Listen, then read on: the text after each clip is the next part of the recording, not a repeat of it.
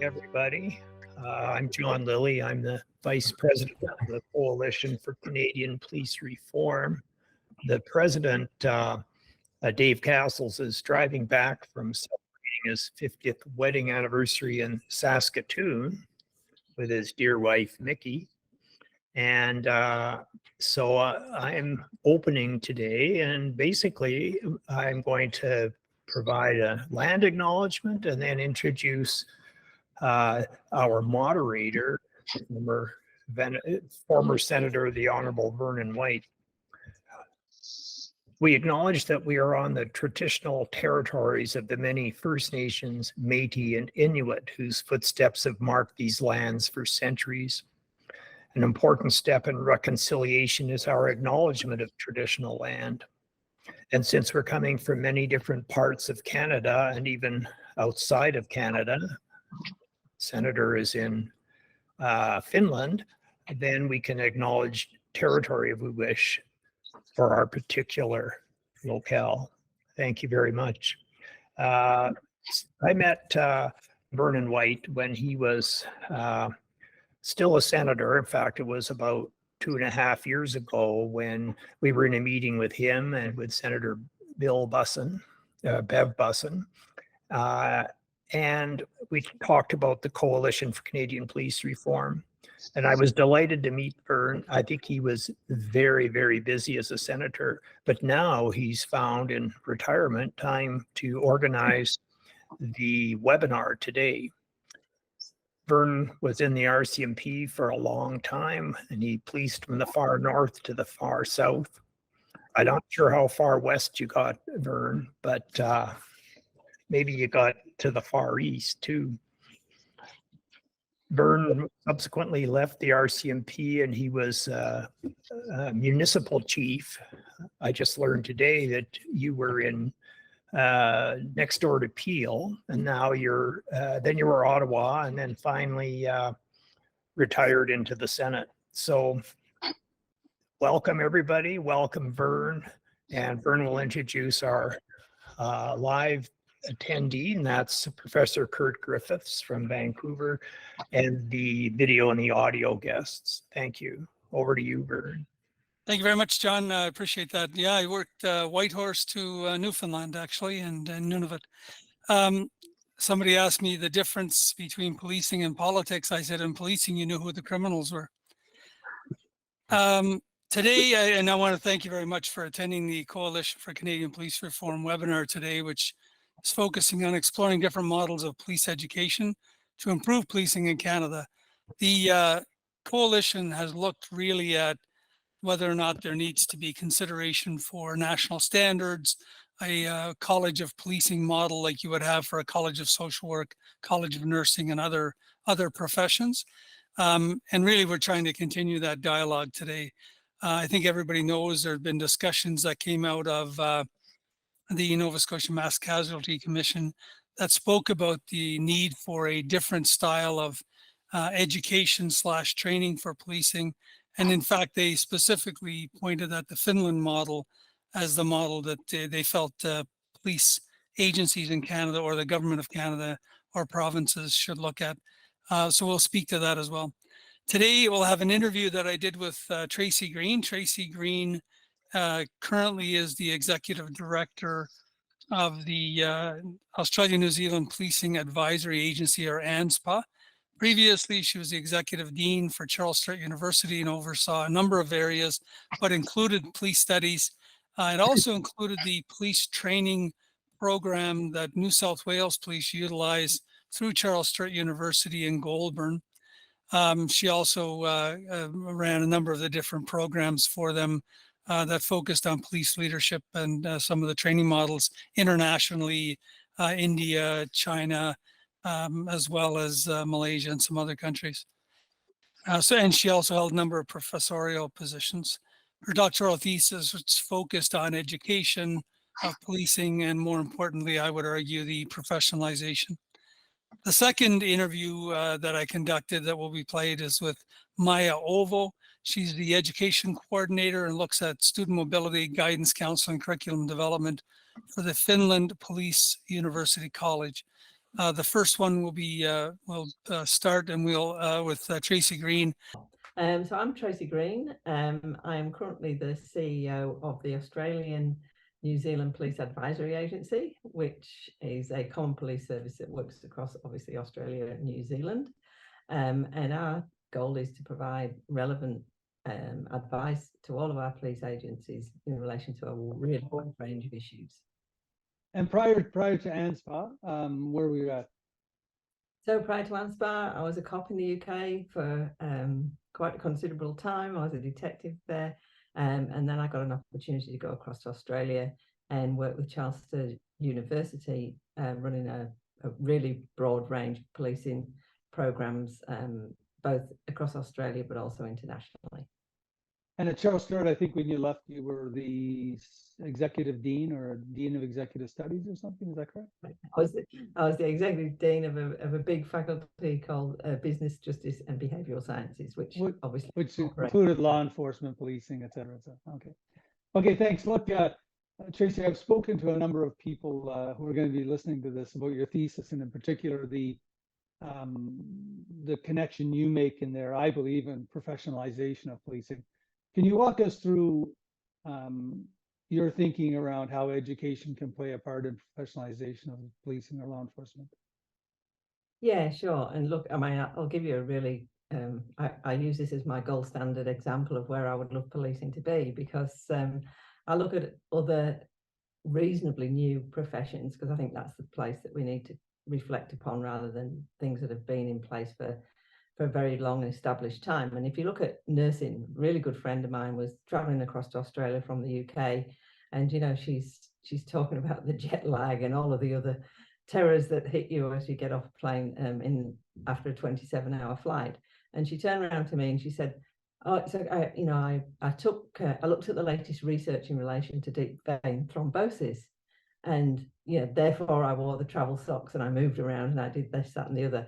And for me, the penny kind of really dropped, because that's exactly where I'd love police to be in that situation where they're looking at relevant current research that's applied to their practice and really thinking in an evidence-based way about how they work, what it is that their job entails, and having some of those values around a profession that I think, as much as many officers are very professional, they're not yet established as a profession in many countries around the world.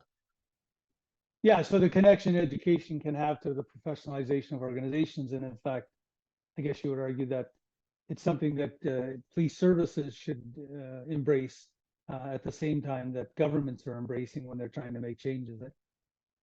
Yeah, look, I mean, I think, you know, we're all living in an incredibly complex world, and I think the whole population has moved forward with education. If you look at the volume of people who now go through a university sort of degree, you know, we're no longer keeping pace with the population, let alone anything else. But I think officers have got such a high level of responsibility. They are so accountable to their communities. If they're not working and acting in a smart, educated way, they really aren't providing a great service to their communities.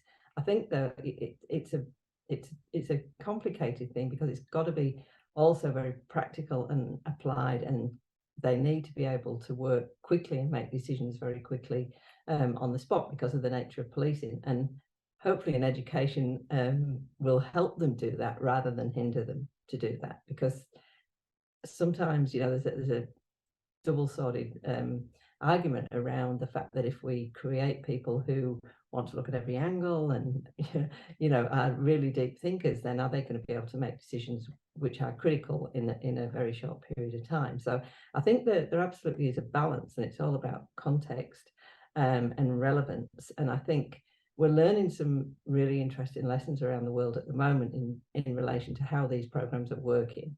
And I know, Vern, you know, you came to education later on in your career, and I think thinking about it now, that there's a lot to be said for that in terms of that continuing education process through officers' lifetime. I don't think just having a injection of education in their recruitment program actually is all that's required. It's very much about having across when they want to specialize, or when they you know, want to be a leader, that it infiltrates at every step of their career. And I think they probably actually appreciate it a little bit more and recognize the value of it as they do progress through their careers, if indeed they're hanging around in policing for a long period of time. Like, I have to say, like I did, like you did, I think we've got to look at the changing nature of people coming into policing as well, because we can't guarantee now that they're going to be hanging around for a 30-year career, which is the more traditional approach to policing. So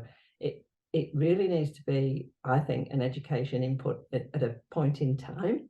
And I do worry that having a long program at the recruitment stage, whilst it may be very relevant and quite ideal in some situations where they get it right, it's also a big problem when you need to have a surge recruitment campaign. And we're certainly seeing this in Australia at the moment, where we've got a few programs which are linked to universities that have been running for a very long time. We now have a bit of a crisis in relation to recruitment in some areas, and trying to persuade the police that it's still relevant that they do a university degree as an entry pathway is really becoming a very vexed argument. And the same thing is happening in the UK at the moment. I'm literally here in the UK at the moment to talk about that very issue, because they are now having to rethink the model that they've only had in place for a few years, because they are having pressure to make sure that they've got the increased numbers that they've promised, that's been promised by government. And that's not, when it's a long pipeline through of 3 years, generally speaking, it's a hindrance for when you try and do that surge recruitment. So I think there's a real balance to be struck in terms of making sure that the education is right time, right place, and flexible. And I do hear a lot from my old students that, you know, they really appreciated the value of their educational inputs or segues when they were a little bit more experienced in the job. So I think we can't have a one size fits all, or just think that it's okay to just give them that injection of education at the outset. I think we really need to look at it as a pathway. And if we're not going to be able to retain people in policing for a long time, well, it may be a retention issue. Actually, it might be part of retaining. But if, you know, it's about giving them the opportunity to upskill and upgrade at the right point in time, as well as obviously preparing them very well in the first place. Yeah, no, excellent, great points. When I guess you look at some of the professionalization discussions, do you see continuous professional development, which is that continuous learning piece, affecting the culture of police service? And if so, how have you seen that? Yeah, I mean, the culture of police service is obviously a very well discussed issue that's been it's certainly on the front of everyone's mind currently, for a number of reasons. I think it does. I think if anything's going to shift the dial in relation to police culture, I think it is education and being aware of, you know, having an outside view, if you like, or certainly being aware of how indoctrinated you can become as a police officer. You know, there's both good things and bad things about police culture, but it's having exposure to other thinking. It's having exposure to the research about what works and not just continually doing the same things that clearly are not working, that really can shift that dial in terms of how officers are thinking, how they behave with others, how they behave with their community. You know, if they're understanding a little bit more about the communities that they're working in, hopefully that would change the way that they deal with those communities or work with them. So I really think it can change the culture dial. We're doing a huge amount of work at the moment in Australia in relation to family domestic violence, and across New Zealand as well, to try to educate police in relation to the challenges and all of the underlying challenges that rise to family domestic violence. And it really is changing the way that they approach these incidents and events, and the way that they look after both the perpetrators and the victims of family domestic violence. So I think it can. I don't think it's the only thing that can do it, but I think certainly in terms of leadership, education and specialist education, it's it has to be part and parcel of their development, and that will shift the dial. I mean, we currently got a real dearth of technical experts as well, you know, in terms of computing and cybercrime, digital forensics, and all of that kind of area as well, you know. So we're really having to think differently about who we bring in to do those roles, and do they come in from a separate pathway that's direct from an educational pathway as well. So there's so much to talk about in this space. So when you talk, although probably a little outside of where we're heading, you talk about the technical side. Do you see Australia moving into recruiting those skill sets as a civilian investigator, or do you see, like the FBI has done in some cases when they've done this, or do you see them still going through the same recruiting training model, except destined for a different job than a traditional frontline police officer? I think the whole recruitment crisis at the moment, Vern, is putting a different light across all of this. If I'd have sat here probably 2 years ago talking about this, I'd have been very reluctant to think that, probably wouldn't have thought that people would start trying to bring people in differently, because there's so many, you know, the unions, the legislation, and everything all needs to be changed to actually do that. So there's a huge impost on policing to actually change that culture and thinking, to bring people who are specialists in, not via the old traditional pathways, but the current situation in relation to recruitment is making people really think differently. And it's bringing about, you know, they say never let a crisis go to waste. Well, Yeah, it really that's right. Bringing about a different way of thinking about what is it that we're going to need in a relevant modern police service now and in 5 years' time and in 10 years' time, and what does that look like? And are some of the areas that we're going to need actually ever going to be willing to come through that pipeline that we would normally recruit through? So there is a lot of new thinking happening. We certainly, the AFP are already doing that, so they're bringing in analysts and things like that who are not sworn, they're civilians, but they're working in investigative areas.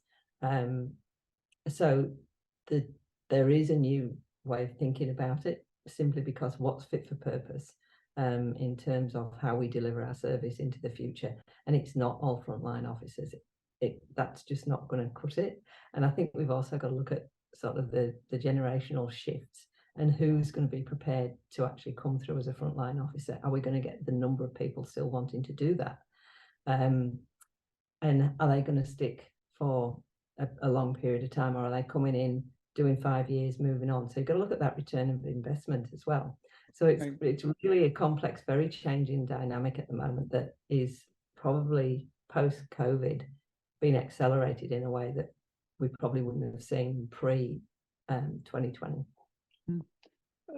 Last question. We're looking in Canada, we're looking at other models and trying to figure out, look, we have 190, give or take, police agencies, from 7 officers to 32,000, right, employees with the RCMP. The College of Policing in the UK is a model that Canadians look at and say, because they're familiar with the College of Social Work, College of Nursing, College of Education, they have those other colleges in place that typically develop a better foundation and force the professionals in those occupations to do certain things to be able to maintain their level of professionalism and through certification. You know, I always say the 92,000, ISO 92,000 kind of thinking. And I know you've looked at the College of Policing. I know you've looked at the College of Policing in the UK.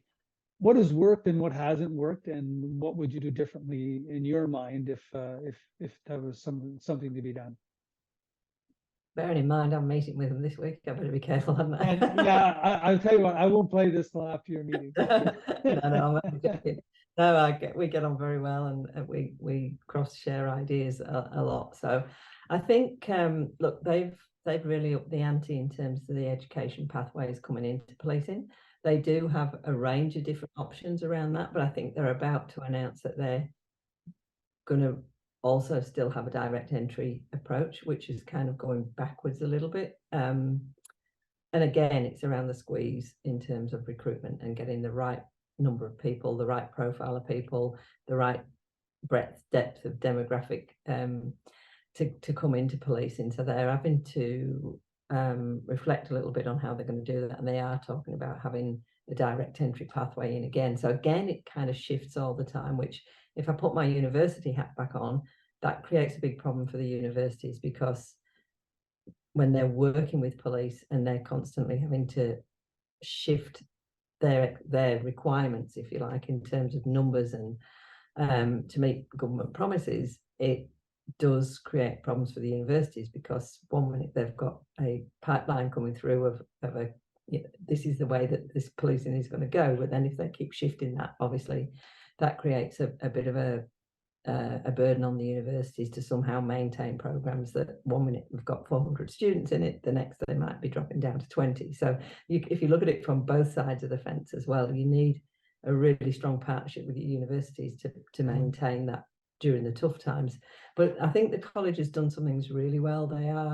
They've really embedded professional development into their various areas of expertise and pathways through leadership. So at all points you end up having to go and requalify or upskill or go into an education pathway, which is really well. I think there's a few you can end up in trouble in a couple of those with the continual requirement for recertification, and I know that there's been some issues whereby people, perhaps say an interview trainer or something an investigative interviewer who's slipped their reaccreditation has slipped by a couple of months, and they've ended up doing an interview which is perfectly sound but has been thrown out because their certification has been slipped. So I think there's pitfalls in that you need to watch out for, but I think in terms of people being upskilled, fit for purpose, and well educated and rounded about things, they've done a good job in quite a lot of areas. So I think there are absolutely some lessons to be learned from there,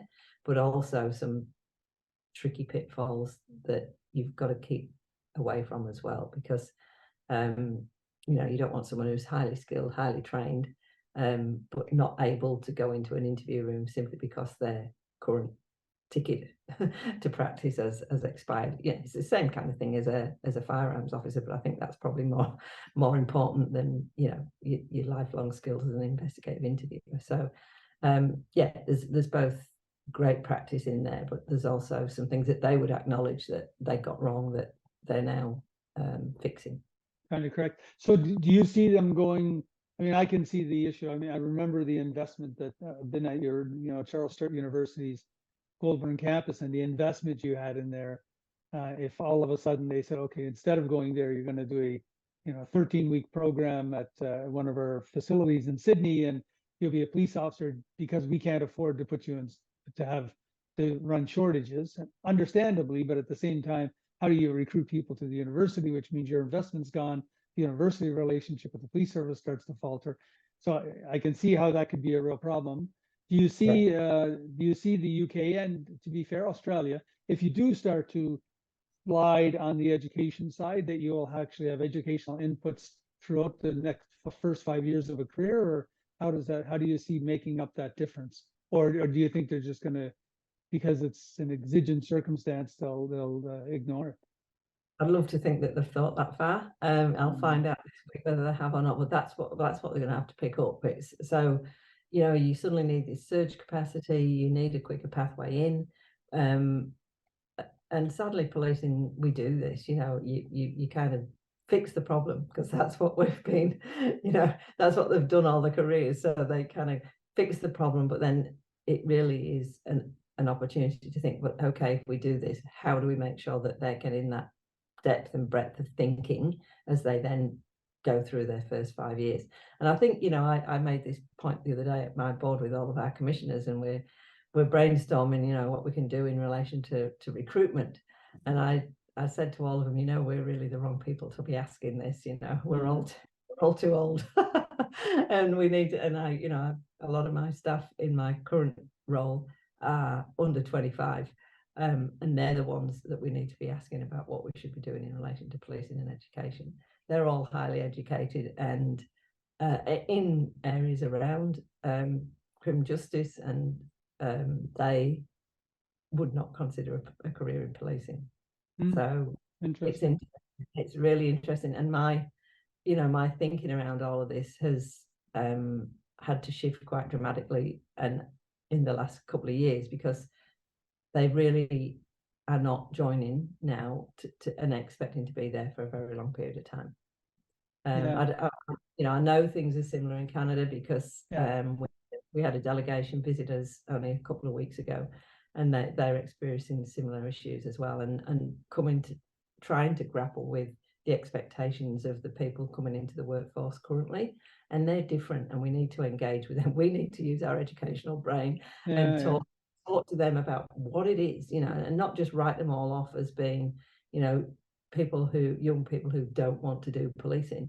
They have got a very different, they've got a strong set of values around which they believe, and that's how they want to work in a different way around different reasons somehow. But we've got to resonate with that where we can, and show them that policing really is a great thing to be doing. But we can't just ignore their feelings and their view on the world, because if we do, we're never going to bring them in.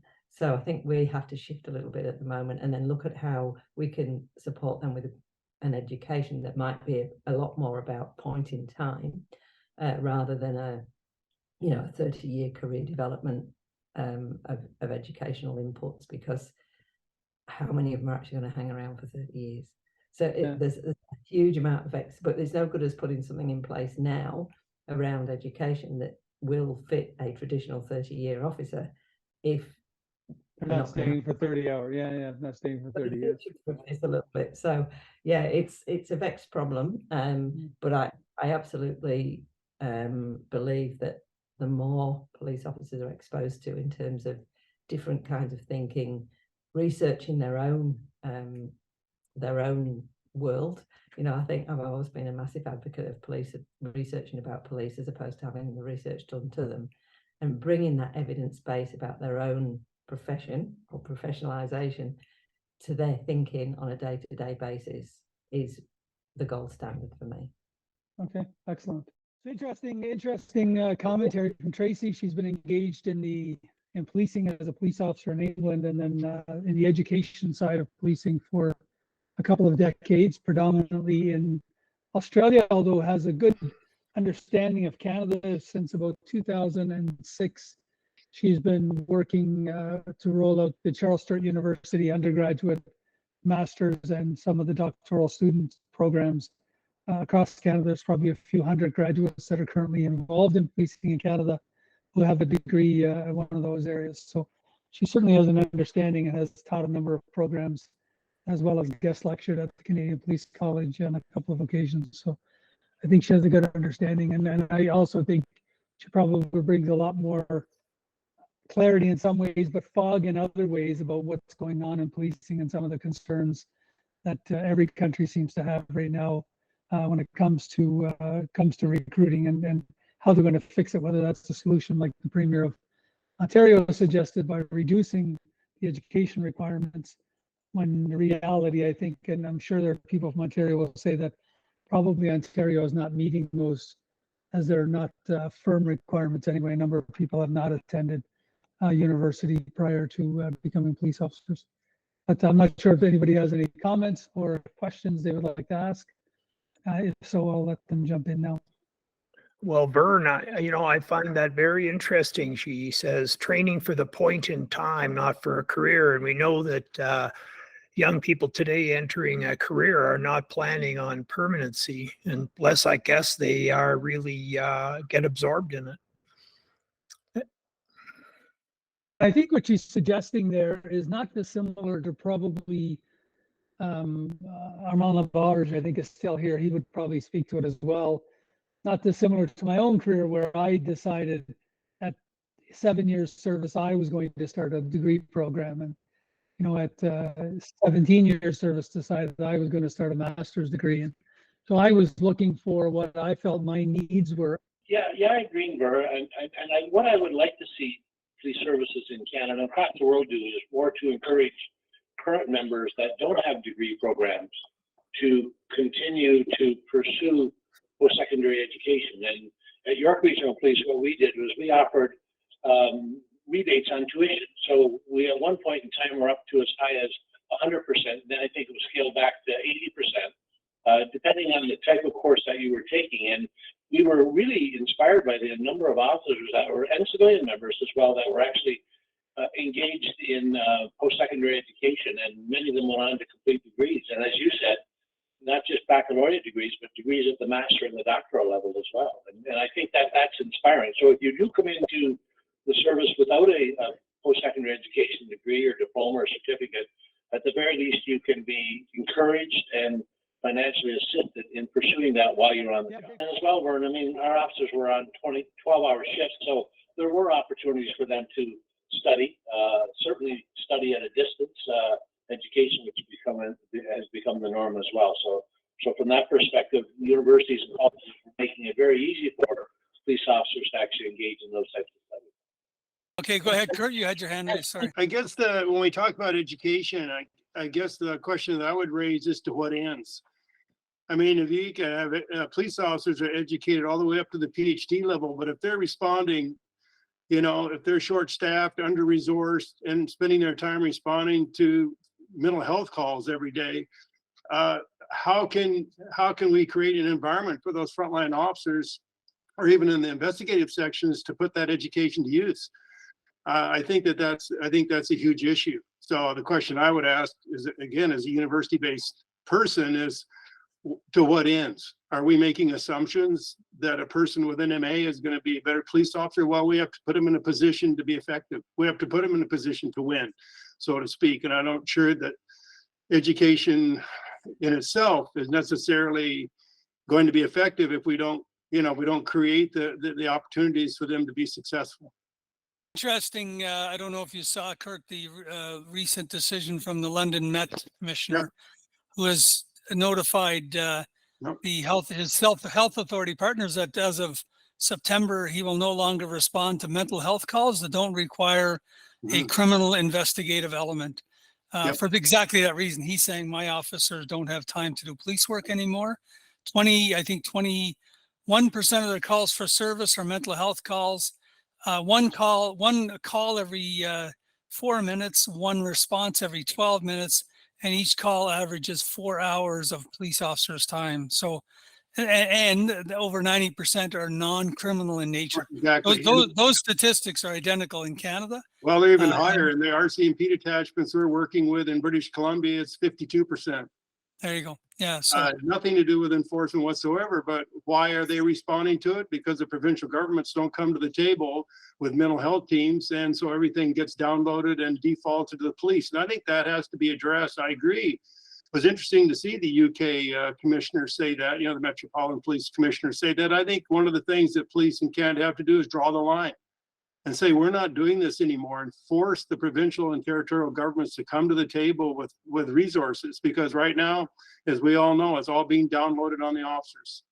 Yeah, I just wrote an article for Policing Insight in the UK, in fact, stating that just because you don't like what he says doesn't mean he's wrong. And I think the argument that we don't have the healthcare resources to respond to mental health calls is not the reason you send police resources to non-criminal mental health calls. And I think, but anyway, yeah, you're not wrong. It's no one thing that's going to fix policing or make it better. I don't think it's multiple.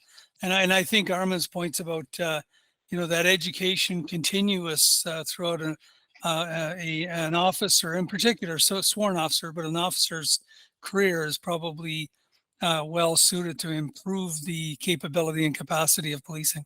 And I think you would agree as well, Vern, given the leadership role that you play, that as a police leader, you have to create an organizational environment that celebrates the education and enhances it and puts officers again in position to utilize their skills that they get through education.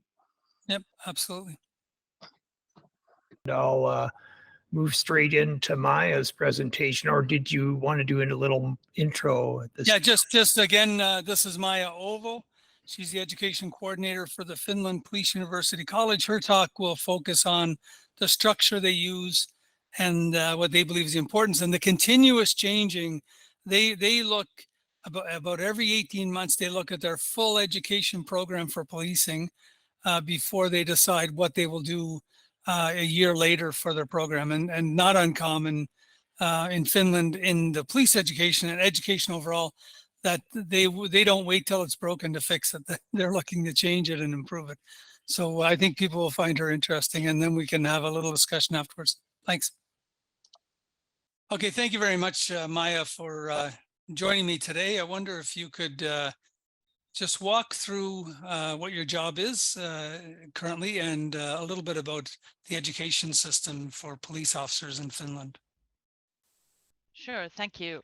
My name is Maija Ohvo, and I'm an education developer here in Police University College in Finland, in Tampere. And this University College is the only place where we educate police officers in Finland. And every new police officer graduates from our bachelor program. So it's on higher education level. It's a 3-year program, and they get a bachelor in police services degree. And it's the University College is what we call a University of Applied Sciences. We have a dual system here in Finland. So there are universities and then universities of applied sciences, which have a more strong connection to the practical side of education and stronger connection to the working force. And we are also a police unit, so we have a very tight connection with the police of Finland. We are part of the organization, and our education is structured so that when the students first start, they are here with us for about a year and a half. The whole degree is 180 ECTS credits, so it takes 3 years. And for the first year and a half, the students are here studying practical and theoretical sides of policing, legislation, use of force, and everything in between. And then after a year and a half, they start their work practice in different police units all over Finland, and that takes about 10 months currently.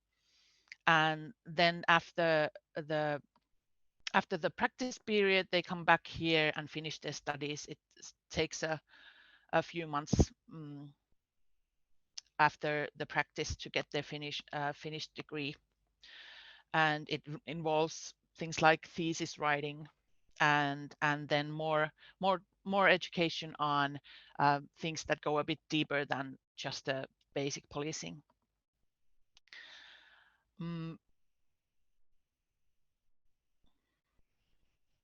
So when we look at the breakdown, if you could just walk it through. So how many months when they first arrive? How many months are they in school? About a year and a half. So is 18 months of education. 18 months. Yeah, 18 months of education, then about 10 months of practice. So they go. They are already. Yeah. They go to the field. They go to the field, posting. to the different police units all over Finland, and they are assigned as junior constables, and they have a guidance from their working pair, who is a senior constable usually. So is that the location they will be posted to when they're finished? Not necessarily. Some are, but they are not guaranteed. They are not posted anywhere when they graduate. They have to apply for jobs themselves. So the Finnish police doesn't assign graduates to a certain post, but they apply for jobs like any other university graduate. But usually it's very common to get the job from where you did your practice, of course, but not necessarily. Some people might want to do it in a different location, in a different city. Okay. They might not get the city they want. So similar to what you see in the nursing or teaching professions, where they'll do their practicum at a hospital or at a school, but may not be where they end up working in the end.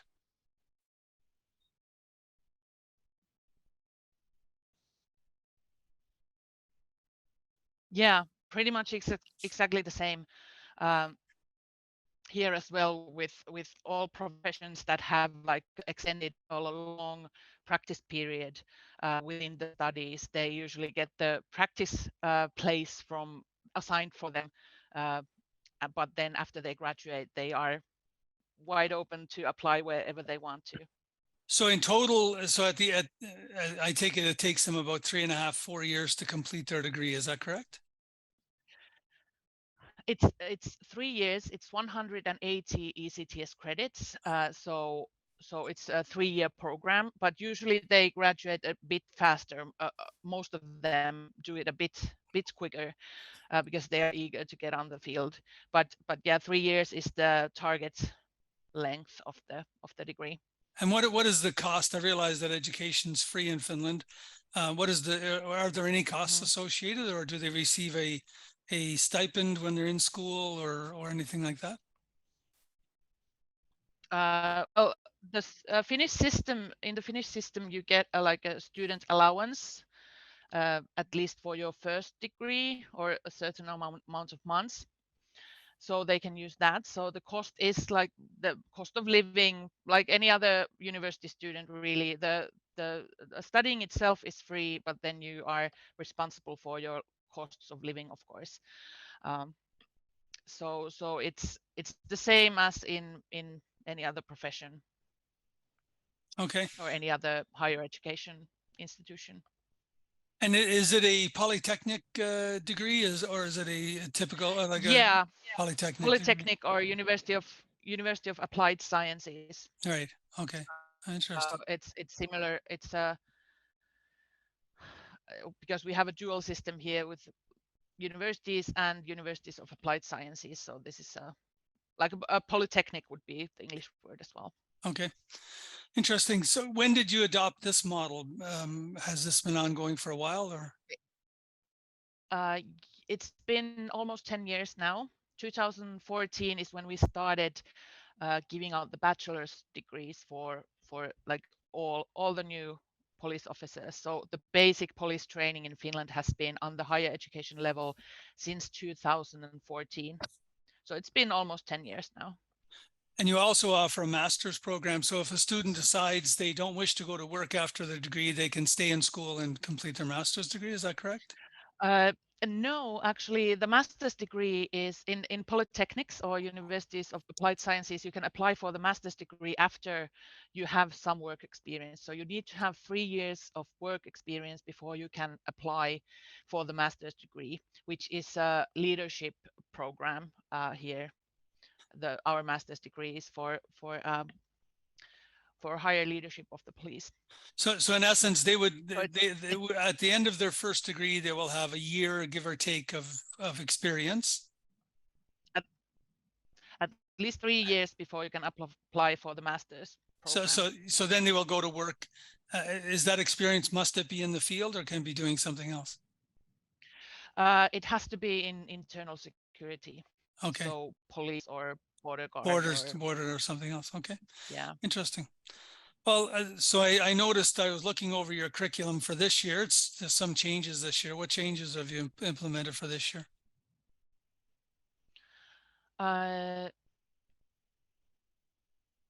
We are working on a new curriculum that starts next year. Oh, next year. This year, yeah. It's from 2024, and it's there's a bit of a change with the structure.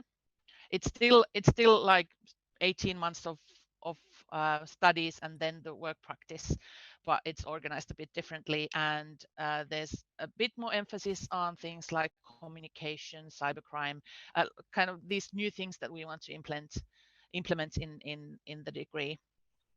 I've been to your campus a number of times, and typically the discussion surrounds whether community policing or problem-oriented policing is at the level that maybe certainly some of the professors would suggest wasn't at the level they would hope. Do you see or have you seen a growth in community policing, problem-oriented policing, and that kind of stuff at the university, or no? There might be a little more emphasis on that lately. It's still the basic training, the basic education, the bachelor's degree still very much focuses on the kind of a basic must-have skills of a police officer.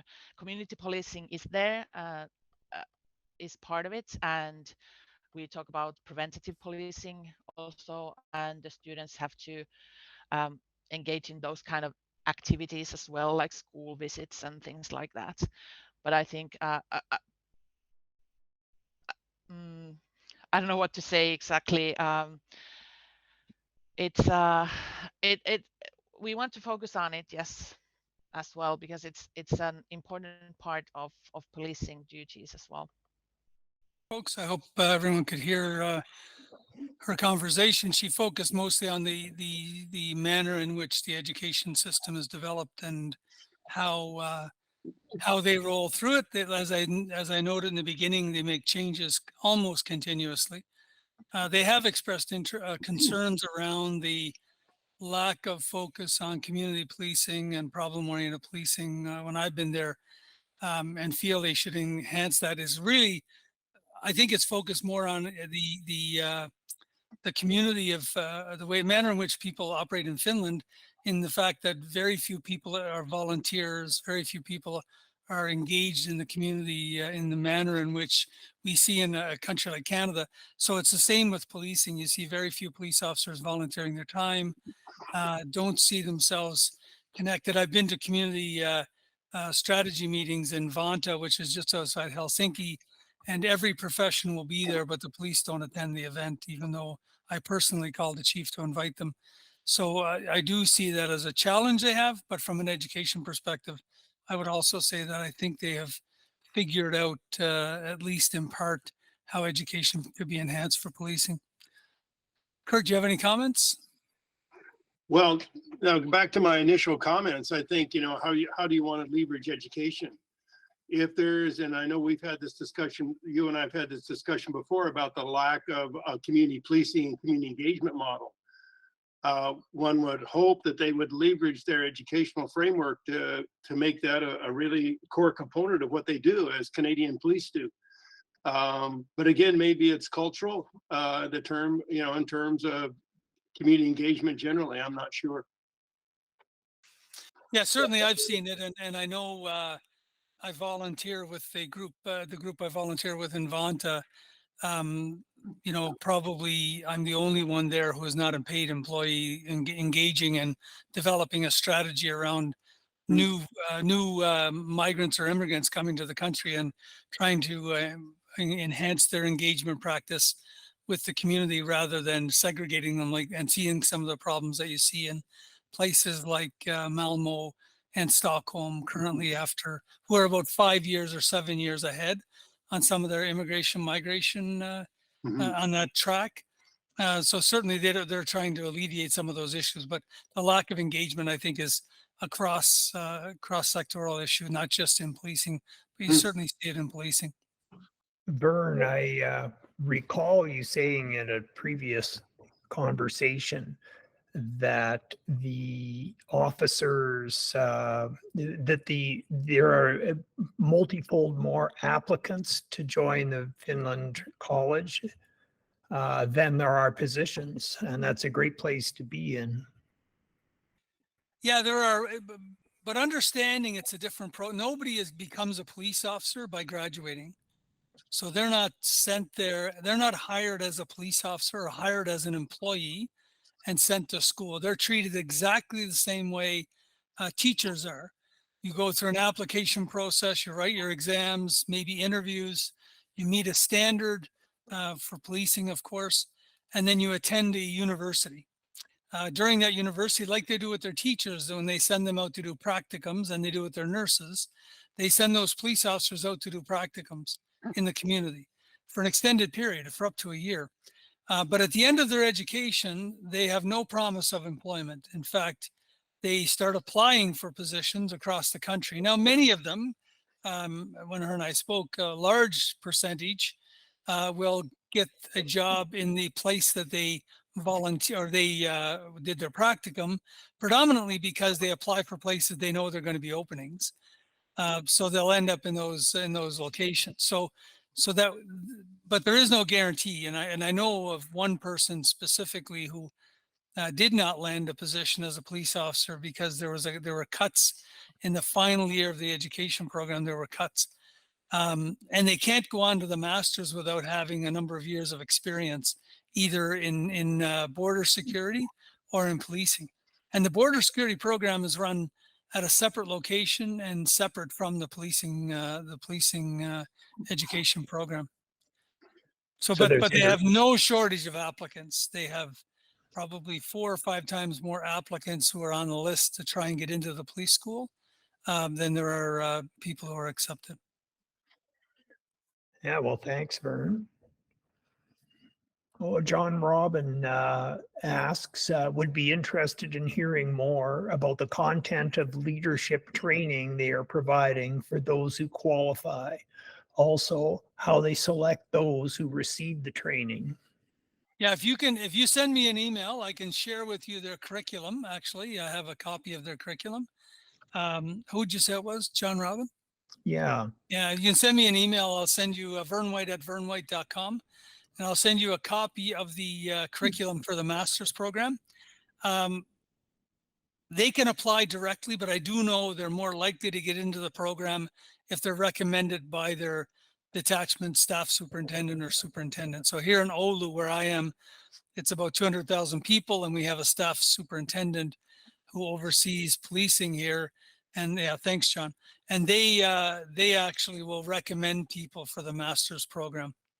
Understanding they will get a pay raise when they complete their master's, even though they may not get a promotion.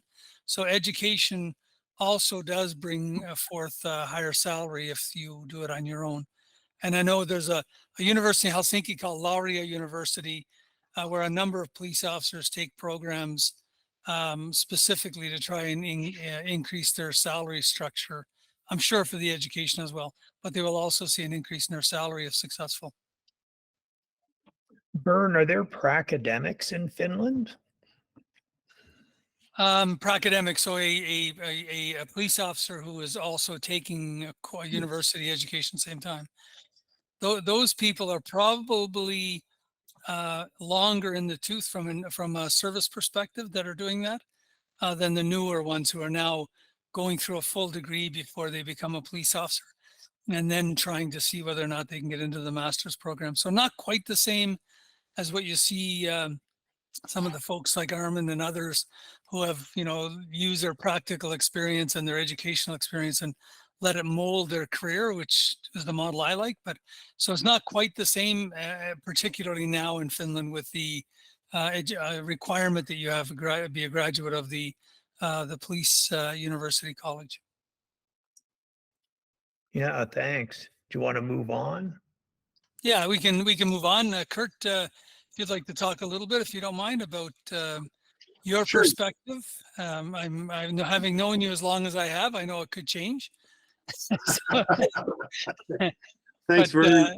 I'm joking about that, you know that. But if you don't mind, jump in and let's have a dialogue around it. Yeah, as I think about this questions as discussion well. about police education and training, I think that one of the things that really hinders us in Canada of having a robust discussion is you can't get copies of the training curriculum. They're not available. You have to, they have to be FOI'd. And so there's not a lot of transparency about what the training programs actually are, just even in terms of, you mentioned you were going to pass along the curriculum for the MA program in Finland. Well, it's very difficult unless we're doing a project, for, on a police training academy to get access to these training materials. The other thing I would share with the group is that we did a review of a police training academy curriculum, recruit training curriculum, submitted our report to the province. The report was not released. It had to be FOI'd. And when it was FOI'd by a third party, the findings weren't redacted, but the recommendations were. So, you could tell what the recommendation was going to be by looking at the table. But if there's not, transparency about what the recommendations are, then I think it's very difficult to have kind of a broad-based discussion about you know, in this particular training academy, where the strengths were and where the challenges are. So I think that's one thing that we have in Canada is not a lot of transparency about what's being taught. When one does get a hold of a training curriculum, depending upon the training academy, there's often more hours marching than there is in community policing. And I think that sometimes these kind of perpetual motion machines in terms of curriculum, you say, well, if you've only got a finite amount of time with your recruits, do you want to spend it in physical training that they can do on their own time? Most of the people that are applying for policing are physically fit to begin with. And second of all, you know, do you want to spend time marching if you have a limited amount of time? So I think it's a matter of prioritizing. But I come back to the point that I made earlier. What do we want police officers to be able to do? And I know Police Sector Resource Council a number of years ago came out with core competencies, but those seem to have just kind of washed away in the sense that police are being asked to do everything. Again, my perspective and experience working in the field is that it's because of the provincial government's not coming to the table and providing resources, so everything downloads onto the police. So you can't train police officers to do everything. So my point is, I made earlier, I think it's time to kind of draw the proverbial line in the sand and say, this is what we're going to do, and we're going to do it well. And I think that would help with recruiting as well, in terms of potential recruits having an idea of you know, what they're going to be doing when they get in the field, rather than doing everything by default, a lot of things by default. The other area that I think bears looking at is the actual dynamics of training, recruit training, for example. It's one thing to see, you know, what's on paper when you can see those materials. Okay, here are the courses, here's the way time is allocated, here's the way things are assessed. But you know, it's difficult to know the actual dynamics. In the review that we did, we actually sat in the classrooms and watched the teaching styles of the instructors, and what kind of learning environment was created. And I would, you know, our findings were that the learning environments were everything from dynamic to very boring. Some instructors came in and threw 50 PowerPoint slides on the wall and left. And there wasn't a lot of interaction with the recruits. So another issue was the extensive reliance on retired officers in terms of their currency with respect to the law, with respect to really critical aspects of recruit training.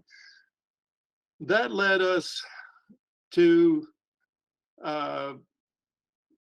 consider, I can't say recommend because the recommendations were redacted, so I can't tell what the recommendation was, but you know, the state of California requires that every instructor that has contact with police recruits has to be certified. And they have to be a certain level of competencies, and they have to be recertified every 3 years or so.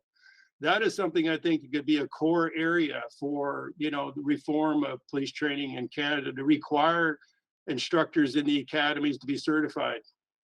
Why the over-reliance on retired members? Because in some jurisdictions in Canada, provincial governments have cut the funding, and there's not enough funding, and departments are short-staffed, and so they can't afford to second in-service officers with current expertise to teach in the academies, and so the default has been retired members. And again, not to use that a broad brush to say that a retired member is necessarily a good instructor or not. I'm just saying that it was really a mixed bag in terms of their currency. Another thing that we found is that despite the fact that this particular academy had the attention of these recruits for, you know, 12 hours a day or 10 hours a day, recruits were coming into the field not knowing the difference between an arrest and a detention. They didn't know basic things, and the field training officers were frustrated by the lack of knowledge that these recruits were bringing into the field. So again, that has to do with the delivery. There's very few evaluations of the effectiveness of the learning modules that are used in our police training academies. We don't know whether scenario-based training is the way to go.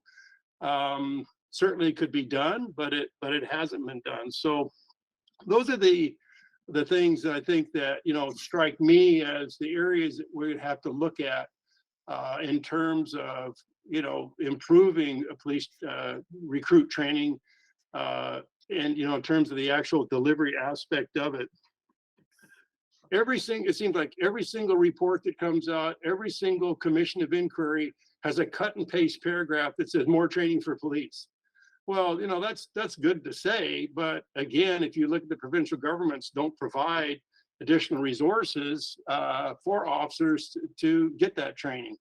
So I think there's 4 or 5 key areas there that I see from our work that we're going to have to address if we're going to engage in significant reform police education and training in Canada. Well, Thanks. and maybe, yeah, thanks, Curt. Great points. And maybe it would start with actually having national standards. When the Police Sector Council was funded to develop the core competencies, I think it was, he used to be with the RCMP as a civilian assistant commissioner anyway, his group.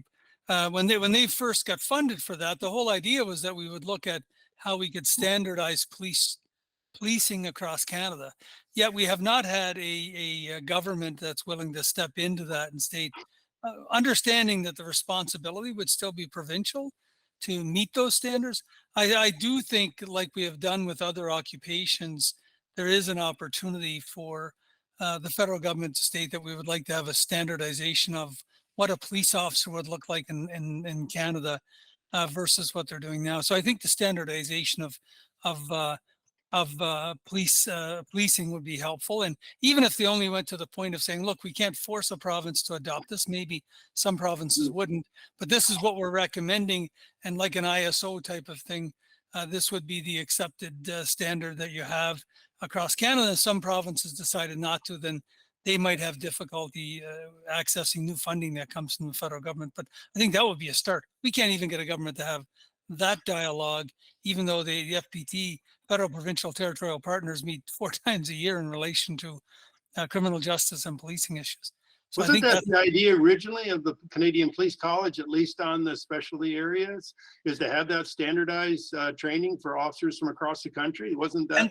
And they have done that. If you look at the forensic identification, if you look at polygraph, some of those areas, they have standardized. In fact, the very first major case management program came out of the Canadian Police College, and then the standards that they developed were actually rolled out to the provincial counterparts if they chose to offer the same training program. So that is what the expectation was, but I don't think those expectations have continued. And I'm back to 68,000 police officers in Canada, and the fact that what a police officer could look like in Vancouver versus what one could look like in St. John's, Newfoundland, are different. It doesn't really make a whole lot of sense, I don't think, when it comes to understanding that after they're in, they could transfer right across the country today and work at another police agency after a few years of experience. Mm-hmm. Would anyone else like to jump into the discussion? Armand, Bill, anyone else? I see 24 others there. There you go, Armand. Good stuff.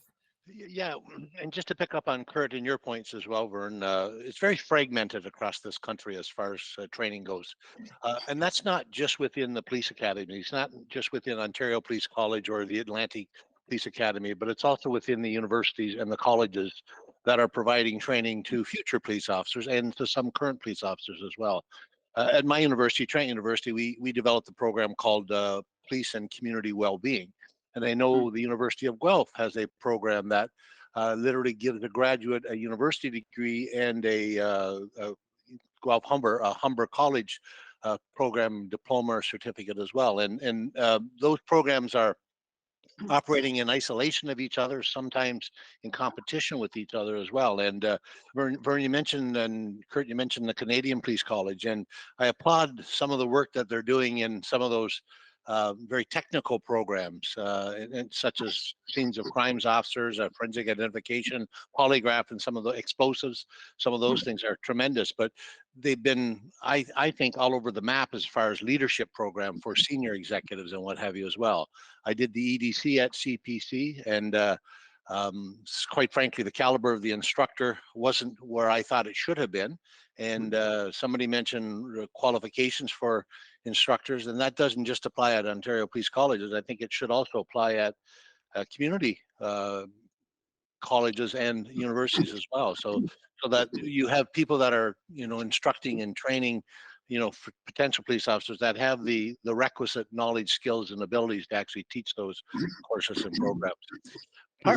Another problem that we're experiencing here in Ontario, especially, but in Canada as well, is that there's such a shortage of police officers. Police services are literally recruiting from other police services. Halifax has just lost 30 officers. 20 of them have gone to the RCMP. So that leads to a level of distrust, I think, to some extent, between police services that could impact the level of cooperation between police services and police agencies across the country on a major number of issues as well. Curt, your reference to it falls to the police to do virtually everything in society. I had a former chief of mine who used to call police the janitors of society.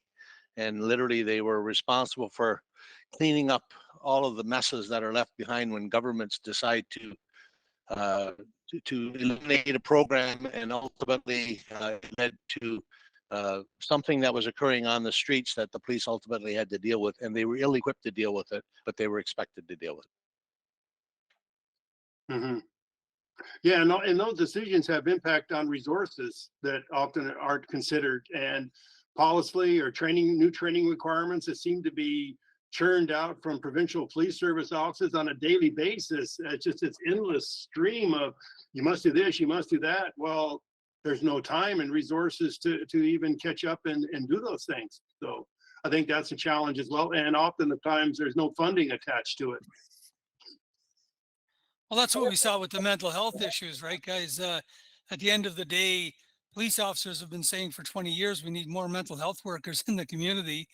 And then after, some incidents occur, the public outrage about the police handling of mental health becomes a police problem. And the reality is, I don't know a police officer or a police leader for the last 20 years who hasn't said we need more resources in the community.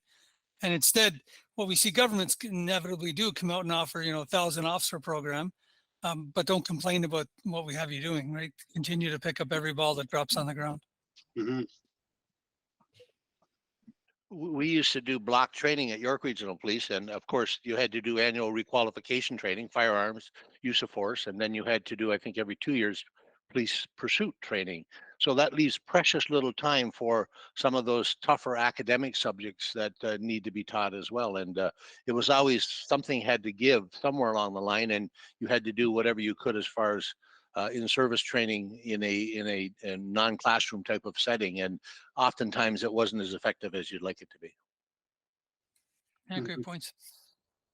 Anybody else? Terry, go ahead. There we go. There you Okay. go. Thanks for Thank jumping you. in, buddy. I'm used to Zoom. So in 1975, Daryl Plekas and I started a new criminology program at the University of the Fraser Valley. And we got everyone in the province together who did hiring in a hotel. And we asked them, what do you want our graduates to know? And what do you want them to be able to do? And they were really articulate in expressing they wanted definite police competencies or correctional officer competencies or immigration or customs officers competencies in terms of the task side of the job. But they also articulated they wanted competencies on the relationship side of the job.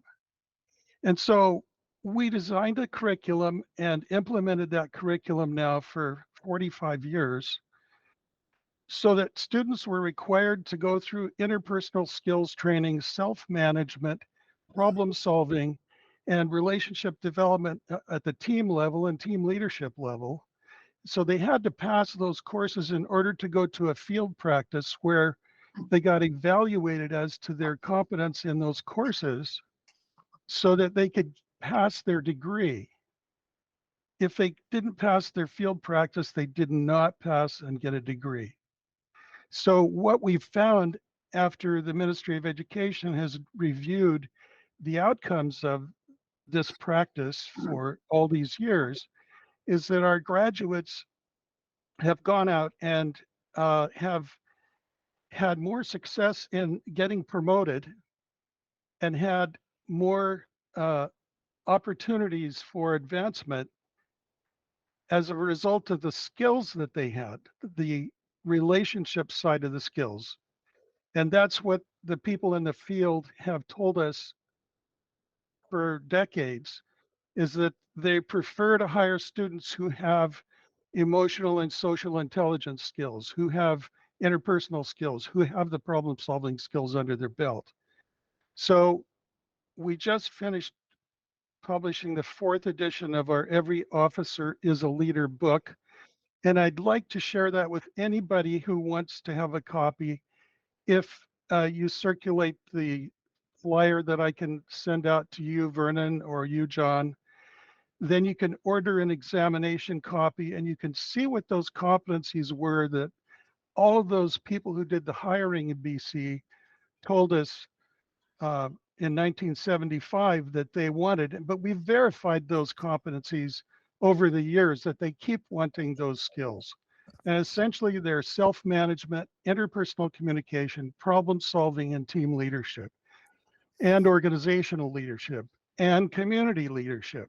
So that's the range of skills that the book covers, but also Canadian Police Knowledge Network has an online course that they're doing.